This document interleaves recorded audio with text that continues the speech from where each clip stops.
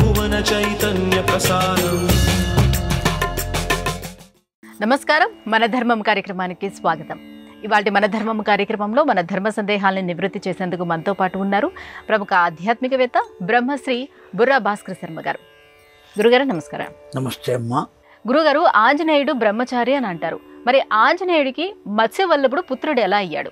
ఆంజనేయ స్వామి బ్రహ్మచారి అనేటువంటి మాట అక్షర సత్యం. లోకంలో ఆయనకు కూడా కళ్యాణాలు జరుగుతూ ఉంటాయి. ఆయన భార్యను సువర్చల అని పిలుస్తూ ఉంటారు. మీరు అడిగిన ప్రశ్నలో ఇది కూడా కనబడకుండా ఉన్నది. సువర్చల అంటే అర్థం కేవలం ఒక స్త్రీమూర్తి అని కాదు. ఆంజనేయ స్వామి విద్యాభ్యాసం కోసం సూర్య భగవానుని వద్దకు వెళ్ళాడు. సూర్య భగవానుని వద్ద విద్యను అధ్యయనం చేశాడు. విద్య యొక్క పరమావధి జ్ఞానం.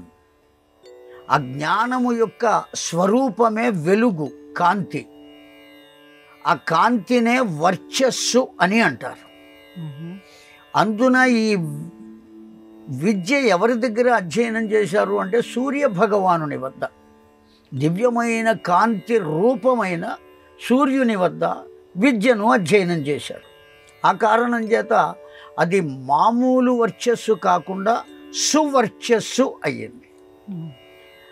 ఆ సువర్చస్సునే ఒక స్త్రీ రూపంగా భావించి ఆయన వద్ద నుంచి తాను పొందాడు గనుక ఒక స్త్రీ రూపంగా భావించి ఆమెనే హనుమకు ఒక భార్యగా లోకంలో ప్రాచుర్యంలోకి తీసుకుని వచ్చారు.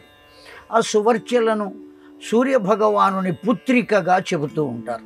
అది కేవలం జ్ఞానము అనబడేటువంటి దివ్యమైన వెలుగు యొక్క రూపం అంతే. లోకంలో ఏ గొప్ప వస్తువునైనా స్త్రీతో పోల్చడం అనేటువంటిది భారతీయ సనాతన ధర్మంలో మొట్టమొదటి విషయం. నదులు ఉన్నాయి, తీయని జలాన్ని ఇస్తున్నాయి. ఆ నదులన్నిటినీ మనం ఏ రూపంతో భావిస్తాము అంటే గంగమ్మ తల్లి, గోదావరమ్మ తల్లి, కృష్ణమ్మ తల్లి, ఇట్లా స్త్రీ రూపంగానే. పనికిరాని ఉప్పు నీరు ఉన్న సముద్రాన్ని మాత్రం సముద్రుడు అని అంటున్నాం. కనుక ఒక స్త్రీని అంత ఉన్నతమైన స్థితిలో గౌరవించడం అనేటువంటిది భారతీయ సనాతన ధర్మంలో చాలా చాలా గొప్ప విషయం. అందరూ తెలుసుకోవలసిన విషయం కూడా ఇవాల్టి రోజున. కనుక ఆ సువర్చస్సు, జ్ఞానము అనబడేటువంటి ఆ సువర్చస్సును తాను పొందాడు కనుక అతడు సువర్చలకు భర్త అని లోకంలో అంటున్నారు. వాస్తవానికి స్త్రీ రూపం కాదు. రెండవది, మత్స్యవల్లభుడు ఎలా పుత్రుడయ్యాడు? అహిరావణుడు, మహిరావణుడు అనేటువంటి రావణాసురుని యొక్క బంధువులు రామచంద్రుని అపహరించుకుని పోయారు. ఆ యుద్ధ సమయంలో రామచంద్రుణ్ణి అపహరించుకు వెళ్ళారు. ఆ అపహరింపబడినటువంటి రాముడు ఎక్కడ ఉన్నాడో తెలుసుకోవాలి. అక్కడి నుంచి రామచంద్రుని తీసుకురావాలి. తెల్లవారే లోపల ఆ రామచంద్రుడు మరల వస్తే యుద్ధంలో రాముడు కనబడకపోతే అలజడి ప్రారంభమవుతుంది కపి సైన్యంలో కూడా. ఆ కారణం చేత హనుమ అప్పటికప్పుడు వాళ్ళు ఎక్కడ ఉన్నారో విభీషణుని వల్ల తెలుసుకుని, విభీషణుడు రాముని పక్షంలోకి వచ్చాడు కనుక ఆ విభీషణుని ద్వారా తెలుసుకుని రామచంద్రుని తీసుకురావడానికి సముద్ర లంఘనం చేశాడు. ఆ చేసేటువంటి సమయంలో అతడి శరీరము నుండి వచ్చిన స్వేద బిందువు రాలి ఆ సముద్రంలో పడింది. ఏదో పడుతున్నది అనేటువంటి ఆశతో ఒక చేప నోరు తెరిచింది. ఆ బిందువు ఆ చేప నోట్లో పడింది. అది ఆంజనేయ స్వామి యొక్క స్వేద బిందువు గనుక, ఆయన యొక్క శక్తి స్వరూపము గనుక దానికి పిండత్వము ఏర్పడి రూపము ఏర్పడింది ఆ చేపలు. ఆ చేపలు పట్టేవాడు తీసుకువెళ్ళాడు, వాడు కోసుకున్నాడు, దాంట్లోంచి పిల్లవాడు బయటపడ్డాడు. మత్స్యము నుండి లభించాడు గనుక ఆ పిల్లవాడికి మత్స్యవల్లభుడు అని పేరు పెట్టారు. అతడు హనుమ రూపంతోనే ఉన్నాడు. తనది కాని వస్తువు ఏది లభించినా దాన్ని పరిపాలకులకు అప్పచెప్పాలి తప్ప కనబడకుండా మనమే అనుభవించరాదు. మనది కాని వస్తువు ఏదైనా లభిస్తే. అందుకని ఆ చేపలు పట్టేవాడు కూడా ఈ హనుమను అహిరావణ మహిరావణులకు అప్పగించాడు, లభించినవాడు కనుక. అతన్ని వాళ్ళ దగ్గరే ఉంచి వాళ్ళ కోటకు కాపలాగా ఉంచారు ఆ మత్స్యవల్లభుణ్ణి. కనుక హనుమకు ఆ విధంగా మత్స్యము ద్వారా కలిగిన పిల్లవాడు కనుక అతడు బ్రహ్మచారి కాదు అనేటువంటి వాక్యాన్ని మనం నిరూఢంగా తెలుసుకోవాలి తప్ప ఈయన ఎట్లా పుట్టాడు, మరి బ్రహ్మచారి ఎలా అవుతాడు అనేటువంటి అవకాశం లేదు. గురుగారు, మరో ప్రశ్న. విశ్వామిత్రుడు తన రాజ్యాన్ని వదిలి తపస్సు చేసి బ్రహ్మర్షి ఎలా అయ్యాడు? విశ్వామిత్రుడు బ్రహ్మర్షిగా అవ్వాలి అంటే విశ్వ ప్రయత్నం చేశాడు. ఒకానొక సందర్భంలో విశ్వామిత్రుడు వాస్తవానికి క్షత్రియ జాతికి చెందినవాడు, క్షాత్రధర్మం తెలిసినవాడు, అనేక రకాలైనటువంటి యుద్ధ విద్యలు కూడా తెలిసినటువంటి వాడు. అంతటి వాడు, శౌర్య పరాక్రమాలు కలిగిన వాడు అరణ్యానికి వేటకు వచ్చాడు. సహజంగా రాజులు వేటకు వచ్చేటప్పుడు ఒంటరిగా రారు, పరివారంతో వస్తారు. అలా విశ్వామిత్రుడు కూడా పరివారంతోనే వచ్చాడు. ఆ వచ్చినటువంటి వాడు వేటాడి వేటాడి అలిసిపోయి వశిష్ఠుని ఆశ్రమానికి వచ్చాడు. వశిష్ఠుని ఆశ్రమానికి వచ్చి నమస్కరించి ఆశీర్వచనములను స్వీకరించి బయలుదేరాడు. బయలుదేరిన విశ్వామిత్రుణ్ణి వశిష్ఠుడే ఆపాడు. ఉండవయ్యా, మా ఆతిథ్యాన్ని స్వీకరించవయ్యా అని బలవంతాన ఉంచాడు.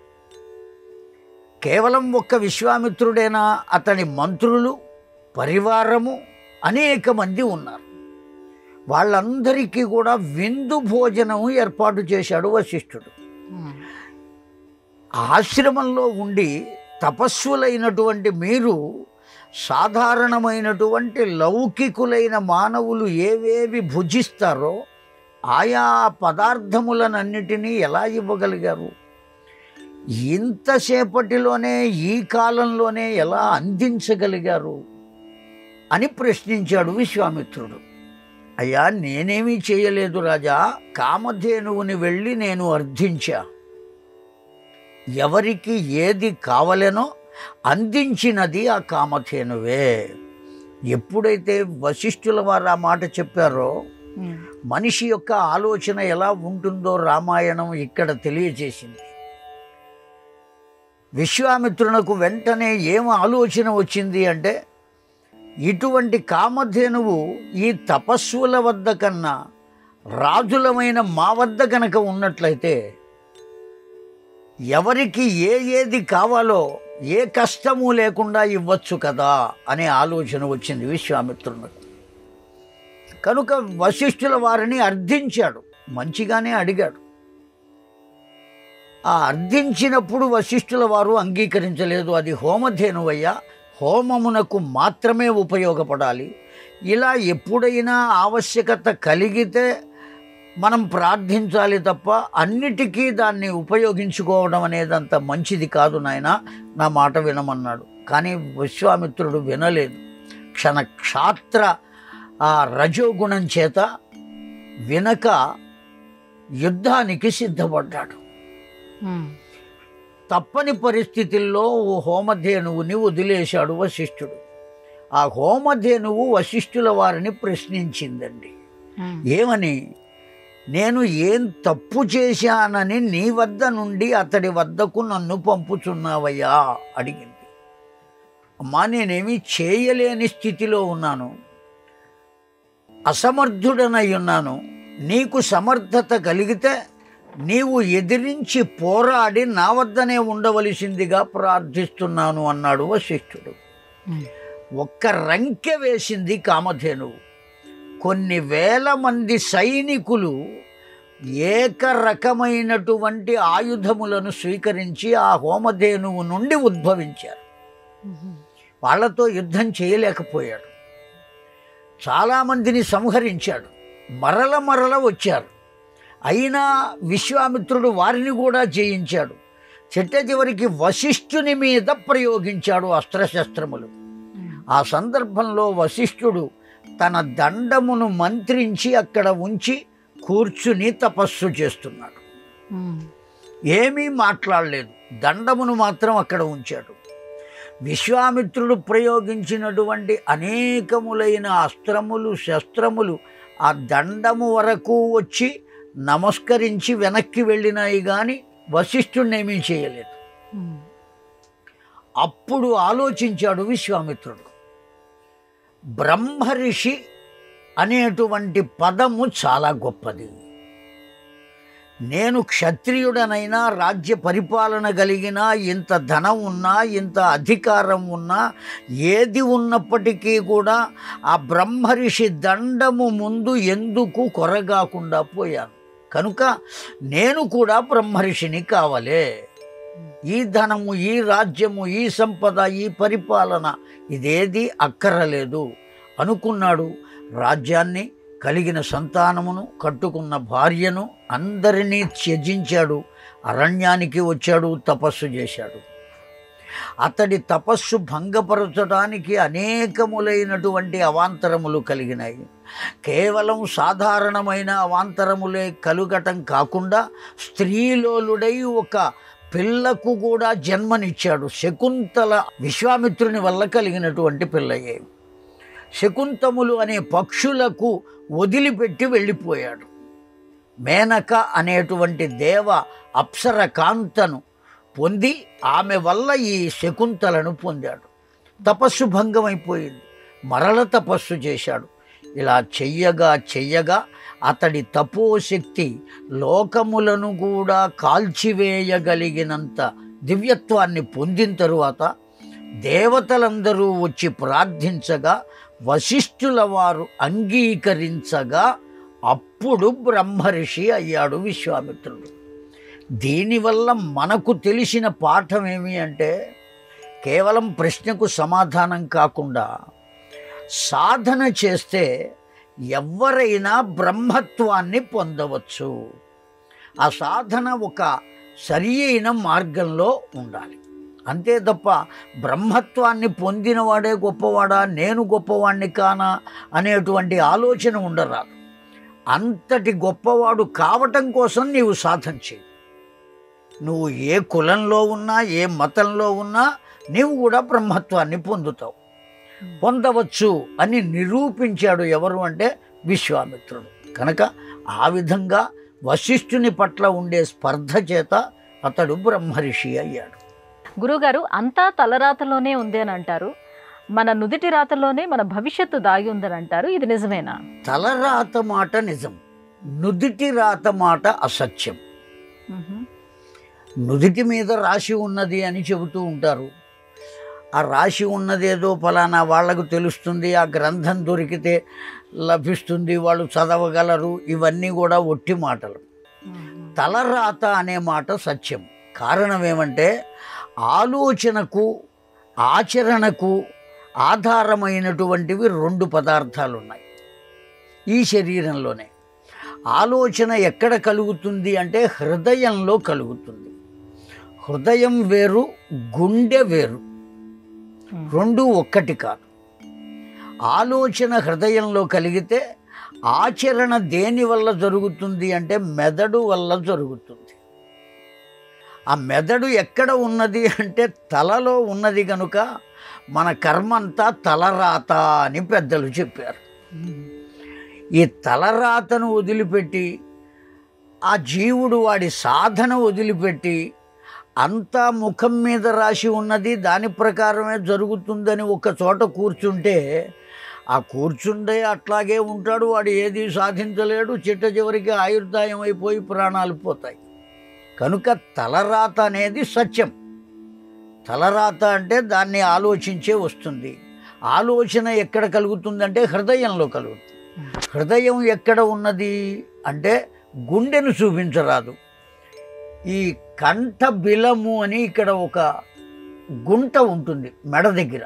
ఇది ఆ గుంట నుంచి ఒక జాన కొలత పెట్టుకోవాలి. అలాగే మనిషి యొక్క నాభి నుంచి ఒక జాన కొలత పెట్టుకోవాలి. ఈ రెండిటికి సమస్థానములో ఖండింపబడుతుంది రేఖ. ఆ ఖండింపబడిన చోట హృదయం ఉంటుంది. ఆ హృదయమునకే శరీరానికి సంబంధించిన సర్వనాడులు ముడిపడి ఉంటాయి. అన్ని నాడులు ఆ హృదయం దగ్గరే.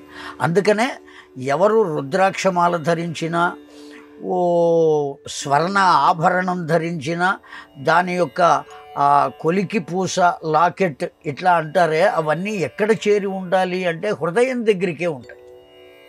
కారణం ఏమంటే దాన్ని కదపగలిగినటువంటి శక్తి ఆ బంగారానికి, ఆ రుద్రాక్షలకు, తులసి పూలకు, వాటికి ఉంటాయి. ఆ హృదయాన్ని కదపగలిగిన శక్తి. అందువల్ల ఆ హృదయం ఆలోచిస్తుంది, తలలో ఉన్న మెదడు క్రియను ఆచరిస్తుంది. ఆ కారణం చేత మనం చేసేవన్నీ కూడా ఆ తలను, ఆ లోపల ఉండే మెదడుతో ఆలోచించి చేస్తాం కనుక ఫలితాలు ఆ చేసిన దాన్ని బట్టే పొందుతాం కనుక అంతా తలరాత అంటారు. నొసటి రాత అని మెదలకుండా కూర్చుంటే మాత్రం అతడు ఎంత గొప్పవాడైనా, ఎటువంటి వంశంలో పుట్టినా, ఎంత విద్యావేత్త అయినా ఎందుకు కొరగాకుండా పోతాడు. సాధన చేయవలసిందే, పరిశ్రమ చేయవలసిందే. గురుగారు, ఇక మరో సందేహం. మన పురాణాలలో ఎంతోమంది భరతులు ఉన్నారు. మరి మన భారతదేశానికి ఏ భరతుడి వల్ల ఆ నామం వచ్చింది? అనేకములైన పురాణాలు ఉన్నాయి. ఆయా పురాణాల్లో అనేకములైన పాత్రలు భరతుడుగా పిలువబడుతున్నాయి. రామచంద్రుని సోదరుడు భరతుడు ఉన్నాడు. శకుంతల యొక్క పుత్రుడు భరతుడు ఉన్నాడు. అలా కాక వృషభ చక్రవర్తి అని కేవలం భగవద్ అవతారమే ఒక క్షత్రియుడు రాజ్య పరిపాలన ఎలా చేయాలో తాను ఆచరించి చూపటం కోసం భగవంతుడే వృషభుడుగా అవతరించాడు.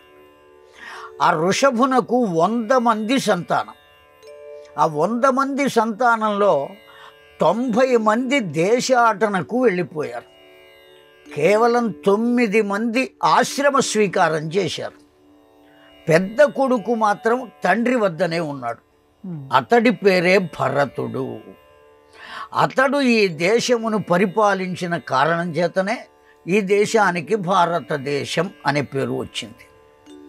రాముని తమ్ముడు భరతుడు గనక భారతదేశము, లేదు శకుంతల కొడుకు భరతుడు పరిపాలించాడు గనక భారతదేశం అని వచ్చిందని కూడా కొద్దిమంది లోకంలో అంటూ ఉంటారు. కానీ భాగవత ఆధారంగా మనం చూసుకుంటే, భాగవతం ఎప్పుడు వ్యాస భగవానుడు రచించాడు అంటే అప్పటికి కలి ప్రారంభం కొద్దిగా ప్రారంభమైంది, ద్వాపర యుగ అంతంలో.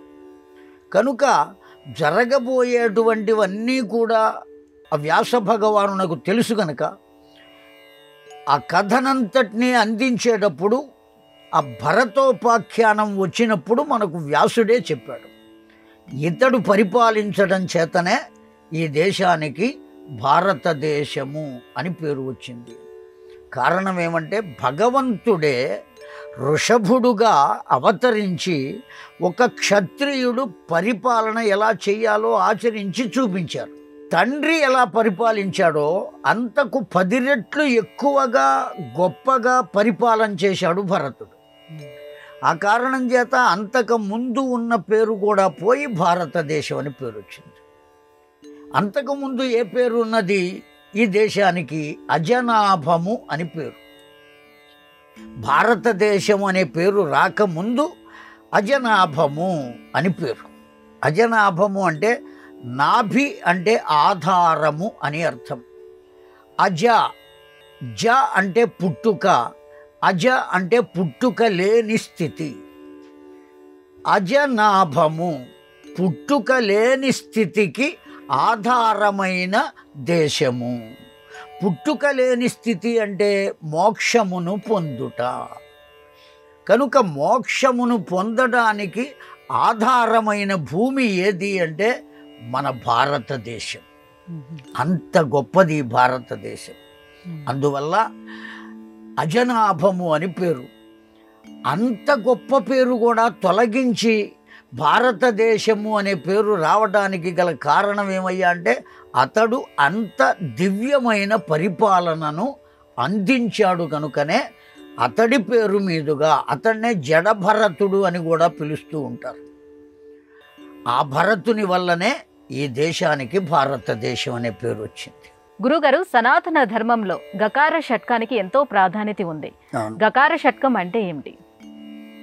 గకార షట్కము అంటే గ అనే అక్షరంతో ప్రారంభమయ్యేటువంటి 6 దివ్యత్వములను గకార షట్కము అంటారు. గణపతి, గంగా, గోవు, గోదావరి, గ్రంథము, గవ్యము, ఈ 6ంటిని గకార షట్కము అంటారు. మొట్టమొదటిది గోవు. ఆ గోవు అనే పదంలో మొదట గకారం వచ్చింది. ఆ గోవు పరమ పూజనీయమైనటువంటిది. ప్రపంచంలో ఉన్న ఎవరికైనప్పటికీ కూడా, ఒక భారతీయులకు మాత్రమే కాదు. వాళ్ళు భావించడం లేదు కనుక ఆ భావం లేదు. దీనికన్నా ముందు గణపతి.